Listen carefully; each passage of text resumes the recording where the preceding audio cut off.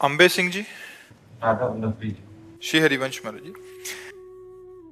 महाराज जी, जही विधि नाथ होय हित मोर, करहूं सो वेगी दास मैं तोर। प्रभु जी, भगवान जिससे मेरा हित हो आप विधान कीजिए। जो जीवन में अमंगल और अमंगल घटनाएं होती हैं, तो अमंगल घटनाएं भी प्रभु की ही इच्छा है। उस स्थिति में मन अशांत और भावना में ठेस क्यों पहुंचता? हम भक्त हैं इसलिए उसे प्रभु की इच्छा करते हैं। नहीं, सिद्धांत की बात है कि हमारे कर्म ही हमारा अमंगल करते हैं, दूसरा कोई नहीं करता। जो हमसे पाप कर्म बन जाते हैं, जो गलतियां बन जाती हैं, जो अधर्म हो जाता है, वही हमारी विपत्ति और दुख का कारण बनते हैं। जो धर्म होता है, जो पुण्य होता है, वही हमारे सुख और संपत्ति का कारण बनते हैं। भगवान विधाता है, माने विधान रचने वाले। भगवान के सब प्यारे हैं, वो किसी के लिए दंड विधान अपनी तरफ से नहीं रचते। जब आप कर्म करते हो तो वही कर्म आपका दंड विधान बन जाता है। कौन काहू के सुख दुख कर दाता, निज कृत कर्म भोग सुन भ्राता। इसलिए हम भगवान का नाम जप करें, जिससे अशुभ कर्म नष्ट हो जाए, पाप कर्म नष्ट हो जाए, तो हम सदा के लिए सुखी हो जाए। परम हित भगवान के चिंतन में होगा। अगर हम भगवान का चिंतन कर रहे हैं, अच्छे कर्म कर रहे हैं, पवित्र भोजन पा रहे हैं, कोई नशा नहीं करते, किसी माता बहन की तरफ गंदी दृष्टि नहीं रखते, तो कोई बाल बांका नहीं कर सकता। आए हुए दुख को भी हम आनंद पूर्वक सह सकते हैं और सहकर निकल जाएंगे। भगवान उतना दुख नहीं देते जितना सह ना पाओ, उतने देते हैं जितना सह पाओ। अगर हमारा कर्म ऐसा है कि हम असहनीय कष्ट, तो फिर असहनीय कष्ट भोगना पड़ेगा। जैसे पशुओं को आप जिंदा जलाकर भूंज करके खाते हैं, हाथ पैर बांध दिए, लोहे की उसमें ऐसे डाल दिए, और वो तड़प रहा, जला रहे, तो आपके लिए दूसरा विधान होगा। तो क्यों? क्योंकि तुमने ऐसा कभी किया है। बिना किए तुम्हें कष्ट नहीं मिल सकता। इसलिए हमें बहुत संभाल करके कर्म करना चाहिए। पता नहीं कब कौन सा कर्म हमें कहां ले जा करके रौंद दे। इसलिए नाम जप करो और भगवान से प्रार्थना करो कि जो हमसे गलतियां हो गई हैं उसे क्षमा करो, और हमें इतना बल दो कि हम आपके मार्ग में चल सके। दयानिधि जी, पटियाला से। राधे राधे गुरु जी। राधे राधे महाराज जी। महाराज जी, आज मेरा जन्मदिन है। महाराज जी, क्या जन्मदिन का कोई विशेष आध्यात्मिक महत्व होता है? इसे कैसे आध्यात्मिक रूप से मनाना चाहिए? अगर प्रवचन सुनोगे तो तुम्हें अच्छा नहीं लगेगा। हमें तो शोक दिन लगता है, शोक दिन, शोक का दिवस, कि 1 साल और गए जिंदगी से, गए ना। अब पता नहीं कितने मिनट है, कितने सेकंड है, कितने घंटे जीवन है। हमको आज के दिन भगवान नाम कीर्तन करना चाहिए, संतों की सेवा करनी चाहिए, गौ सेवा करनी चाहिए, कि हमारा 1 वर्ष बढ़ा नहीं, खत्म हो गया जीवन से। अब हमको नियम लेना चाहिए कि अब हम अगला जो वर्ष जी पाए तो अच्छे ढंग से जीवन व्यतीत करेंगे, कोई पाप नहीं करेंगे, दूसरों का हित करेंगे, दूसरों का मंगल करेंगे। बच्चा, इसमें खुशी किस बात की? आपके पास 1 लाख रुपया हो और 10,000 रुपया आपकी जेब से कट गए, आप नाचोगे? नाचोगे नहीं ना। हाँ, तो आपके जीवन की एक नियत संख्या की श्वासें 1 साल की कट गई। अब इसमें क्या, 1 साल जिंदगी का गया। अब हमारी जिंदगी कितने साल है, कितने मिनट है, पता नहीं है। इसलिए मुझे वो समय तो निश्चित ही है मृत्यु का, वो तो टलने वाला नहीं। जितने दिन, जितने घंटे, जितने मिनट हमें दिए गए, उनमें कम ही हो गया, इतना कम हो गया, पता नहीं कितना रह गया। राधा राधा राधा राधा राधा। तो जन्मदिन अगर मनाओ तो नाम कीर्तन करो, पवित्र भोजन मनाओ, रिश्ते नातेदारों को पवाओ, संतों को पवाओ, गौओं को चारा डालो, ऐसे मंगलमय कार्य करो। तो जन्मदिन उत्सव, नाम कीर्तन करो, भगवत कथा करो, संतों के जहां है 100-200 संतों को भोजन पवा दो, जहां भूखी गौएं हैं उनको चारा दे दो। जैसे इस समय विपदा चल रही हमारे देश में, जगह जगह बाढ़ आ रही। अब वृंदावन में हजारों लोग भूखे हैं, ना तो पानी है, ना बिजली है, सब कटी हुई है। हजारों लोग अपने अपने मकानों पर भूखे हैं। कुछ लोग सब मिलकर के, हम लोग मिलकर के ऐसी व्यवस्था, पैकेटों में भोजन बना बना करके, कुछ ऐसा जैसा भगवान सामर्थ्य दिए हैं, वो जैसे दूध है उबाल करके सब व्यवस्था करके जा जा के नावों से सबको, कई अपने सब संत जन लगे हुए हैं, सब कर रहे हैं। तो हमें लगता है ऐसी विपदा में जरूर सहयोग करना चाहिए। कि जैसे हमारा भारत के कई प्रांतों में बाढ़ आई है, जो जहां है अगर अर्थ है तो ऐसी व्यवस्था कर ले कि 50 लोगों का भोजन बनाया, नाव में रखा, पहुंच गए, 50 लोगों को पवा दिया, वो विपदा में फंसे हुए हैं। तो हमें लगता है जन्मदिन तभी सार्थक है जब दूसरों का मंगल किया जाए, दूसरों का हित किया जाए। राधे राधे महाराज जी। महाराज जी, कोई मेरे मन को ठेस पहुंचाता है तो मैं सामने तो कुछ नहीं बोलती, पर मन ही मन बहुत अपशब्द बोलती हूँ, बुरी बातें सोचती हूँ महाराज जी।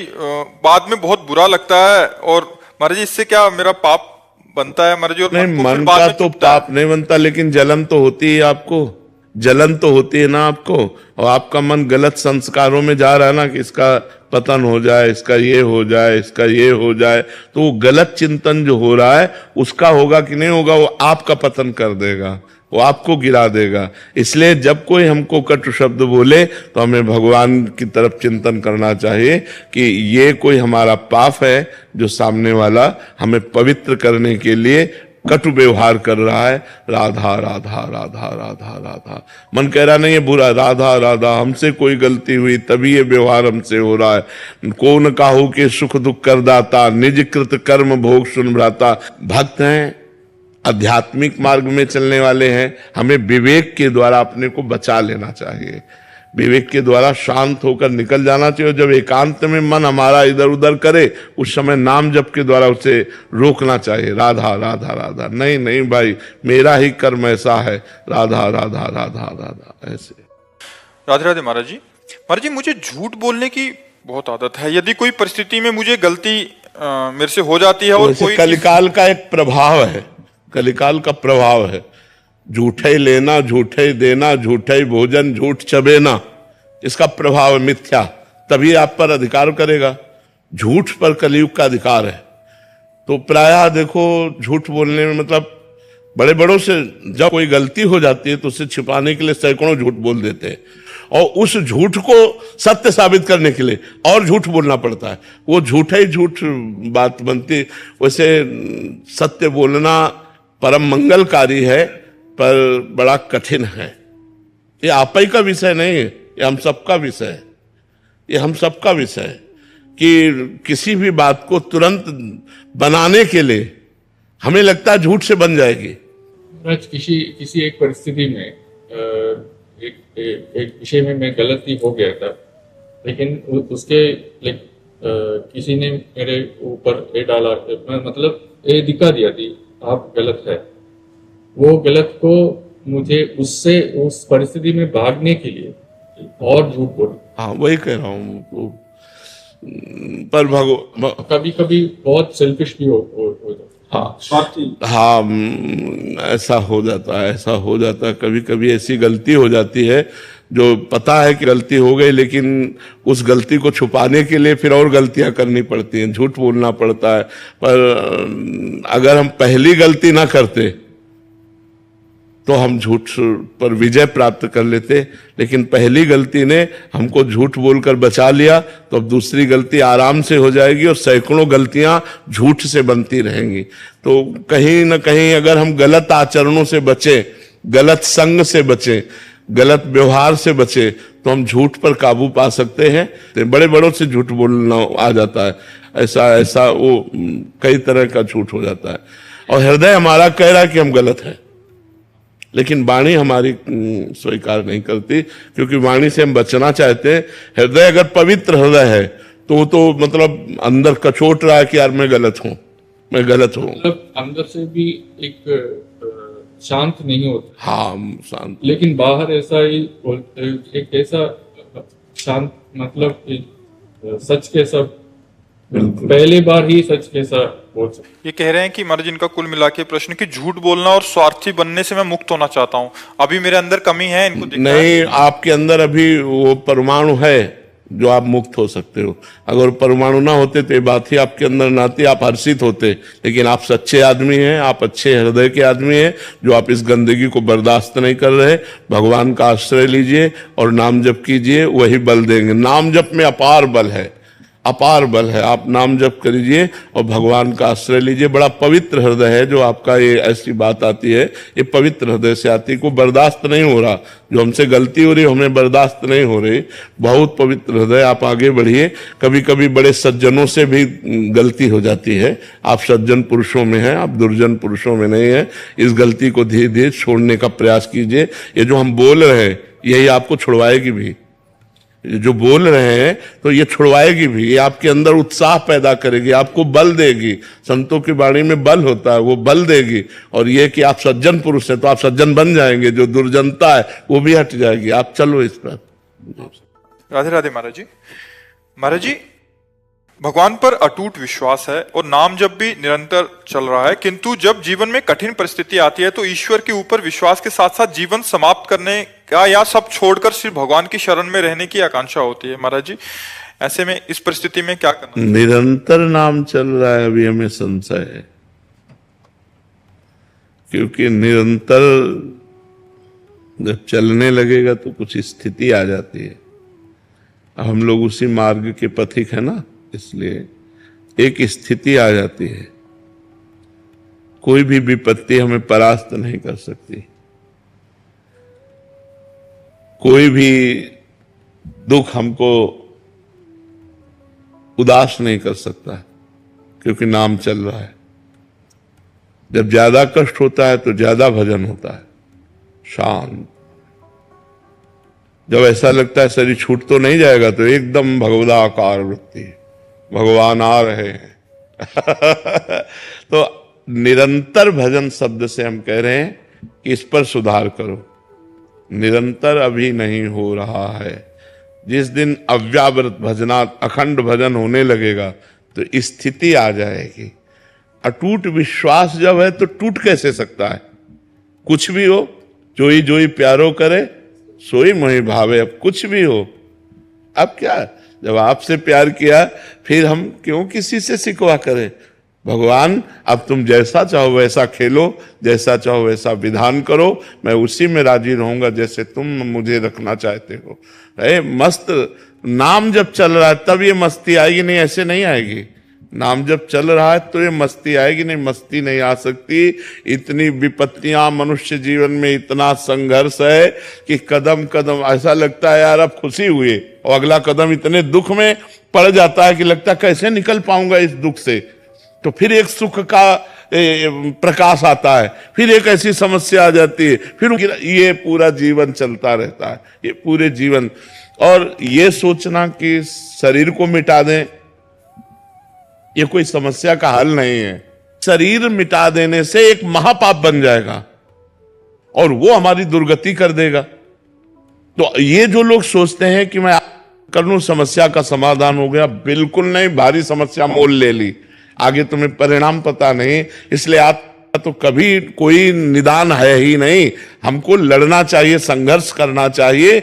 हमें चाहे बेइज्जती हो, चाहे अपमान हो, चाहे दुख हो, हमें लड़ना चाहिए। हमें आत्महत्या नहीं करनी चाहिए, आखिरी हद तक मुझे सहना चाहिए। अच्छा, सब छोड़कर भगवान की शरण वो आप हो। क्या वेश बदल लेना भगवान की शरण है? नहीं, इस भूल में मत रहना। क्या स्थान बदल लेना भगवान की शरण है? ये अंदर की बात है। अंदर से भगवान की शरण में हो तो आप महात्मा हो, और बाहर से आप महात्मा का वेश है और अंदर से रुपया चाहिए, भोजन चाहिए, नाना प्रकार के सांसारिक सुख चाहिए, तो आप विषयी पुरुष हो, आप महात्मा नहीं हो। और आप पैंट शर्ट में हो, मेहनत से कमाते हो, धर्म से चलते हो, नाम जप करते हो और भगवान का चिंतन कर बढ़िया हो, आप बढ़िया हो। तो हमें लगता है कि ये कोई निदान सोचे कि मैं समस्या का समाधान बाबा जी बन करके, तो मुझे लगता है नहीं। ऐसी ऐसी समस्याएं हैं जिनका केवल निदान भगवान है, दूसरा कोई निदान नहीं। सोचो, साल 2 साल 4 साल 5 साल आप बोल दो कि आप ब्रह्मचर्य से रहो, कोई मनोरंजन नहीं करोगे, आप ये खाओगे, आप ऐसे रहोगे, तो एक एक दिन हम काट सकते हैं कि यार 4.5 साल रह गए, अब 4 साल रह गए, अब 5 साल। पूरी जिंदगी मनोरंजन नहीं कर सकते। पूरी जिंदगी कोई रिश्ता नहीं है, पूरी जिंदगी में किसी भी तरह का कोई सुख नहीं है सांसारिक। आप जरा थोड़ा विचार करके डालिए आप इस बात पर। आप विचार करो क्या साधु का जीवन है, क्या साधु का जीवन, ना कोई मनोरंजन, ना कोई व्यवहार, ना कोई रिश्ता, ना कोई संबंध। साधु का जीवन ऐसा जीवन नहीं है, बहुत खतरनाक जीवन, बहुत खतरनाक जीवन। ये न सोचो कि बहुत आनंद में जीवन कटता है, बहुत कष्ट में जीवन कटता है सच्ची साधुता के लिए। और जो निकल गया सो मुक्त हो गया, और नहीं फिसल गया तो फिर आओ नया जन्म, फिर साधना करो, फिर भजन करो। इसलिए कोई समस्या से भागे कि मैं समस्या का निदान साधु बन के पालूंगा, तो भूल मत करना, बड़ी समस्या है। मतलब ये कोई ना सोचे कि संत बनना सहज है, बिल्कुल नहीं, बिल्कुल नहीं। बाबा जी बनने का मतलब मर गए, अब मर के हम चल रहे हैं। जीवित मर जाए उलट आप में समाए यही दिलगिरी है। मरा हुआ पुरुष महात्मा होता है, जिसका मन मरा, जिसकी इंद्रियां मरी, जिसकी कुछ नहीं चाहिए, जा ही न चाहिए कबहू कछु तुम सन सहज सने। तो ये दोनों बातें आप कर लेना या समस्या में फंसकर बाबा जी बन जाना, ये दोनों बातें समाधान नहीं है। समस्या से लड़ना समाधान है, और वो आप तभी लड़ सकते हैं जब आपका भगवान का भरोसा दृढ़ होगा और नाम जप करोगे, तो कोई न कोई रास्ता भगवान ऐसा निकाल देंगे जिससे आप समस्या से बच जाएंगे। नहीं तो समस्याएं पीस डालती है, अंदर ही अंदर खोखला कर देती है, आदमी चिंतन से परेशान हो जाता है, और जब परेशान हो जाता है तो उसे एक ही रास्ता नजर आता है, और वो रास्ता है नहीं, वो और परेशानी पैदा कर देगा अगले जन्म में जा करके। इसलिए नाम जप करो और सहन करो और लड़ना सीखो। हमको विपत्ति, दुख, संघर्ष करना पड़ेगा, हमको लड़ना पड़ेगा, इनसे विजय प्राप्त करना पड़ेगा। हार जाऊं तो भी लड़ना पड़ेगा, हमारे पास कोई रास्ता नहीं है, हमको इन दुख और विपत्तियों से लड़कर पार होना ही है। कुमार जी, हमें लगता है कि कोई ऐसा साधन मिल जाए जिससे तुरंत झट से हमारे दुख दूर हो जाएं। अवश्य में भोक्तव्यम कृतम कर्म शुभाशुभम। अपने कर्म को जीव को भोगना होगा। ये जब भगवान कह रहे हैं तो और की हम बात कैसे माने। भगवान कह रहे हैं ना, अवश्य में भोक्तव्यम कृतम कर्म शुभाशुभम, भोग भोगना होगा। ये सब इधर से जंतुर बनाने से और राख लेने से और कलावा बनाने से तुम्हारे प्रारब्ध नहीं नष्ट हो जाएंगे। हाँ, पवित्र कार्य है, करना चाहिए गृहस्थी में, देव मंगल के लिए, जगत मंगल के लिए यज्ञ करना चाहिए, हवन करना चाहिए, ब्राह्मणों के द्वारा अनुष्ठान कराना चाहिए, लेकिन प्रारब्ध भोग नहीं कटता, खुली बात है। हाँ, हम ऐसी एक कला जानते हैं जो ऐसे दुखों में भी आप सह सकते हो। वो कला है भगवान का नाम, वो खुली बात कहते हैं। खूब नाम जप करो और भगवान में चित्त जोड़ो, तो चित्त भगवान से जब जुड़ा होता है तो आनंद होता है। शरीर दुख में है, भारी समस्या है, लेकिन मन आनंद में है। यही बात है। सावई मना कृष्ण पदारविंदयो, मन भगवान कृष्ण के चरणों में लगा है तो आनंद है, राधा जी के चरणों में लगा है तो आनंद है। अगर मन संसार में रहेगा तो कष्ट ही भोगना पड़ेगा। कोई ऐसा नहीं, इतने पढ़े लिखे डॉक्टर, इतने बड़े सर्जन, इतने बड़े, ये सब भगवान ने तो बनाए हैं। अगर छू से होता तो बढ़िया काम बन जाता। डॉक्टरों की जरूरत क्या है। बिल्कुल इधर उधर मत भटको, किसी को कोई परेशानी है सीधे अस्पताल जाओ। जैसे हम दवा करवा रहे हैं, टेबलेट खाते हैं, डायलिसिस करवाते हैं और भगवान की शरण में पड़े और नाम जप करते हैं। बिल्कुल सीधा रास्ता है। हाँ, कुछ ऐसे मंत्र हैं, यदि सकामता पूर्वक उनका अनुष्ठान किया जाए तो कुछ दर्द को कम कर सकते हैं, समस्या को कम कर सकते हैं, मिटा नहीं सकते, मिटाने की सामर्थ्य नहीं। प्रारब्ध भोग भोगना पड़ता है। नहीं, रामकृष्ण परमहंस जी इतने सिद्ध महापुरुष, उनके गले में कैंसर था। बड़े बड़े महापुरुषों के जीवन में कष्ट पाया गया। भाई जी हनुमान प्रसाद पोद्दार जी के हाथों में तो ये बड़े बड़े कष्ट सहने पड़े। ये छूछा से नहीं जाते भैया। खूब राधा राधा नाम जप करो, सह करके निकल जाओ, बस ये बात है। मर्जी ऐसा कहा जाता है, वहां गए लड़का हो गया, यहाँ गए ये ठीक हो गया। तो लड़का होना होगा तो कहीं जाओ चाहे ल जाओ, हो जाएगा। और नहीं होना होगा तो चाहे जाओ चले जाओ, नहीं होगा।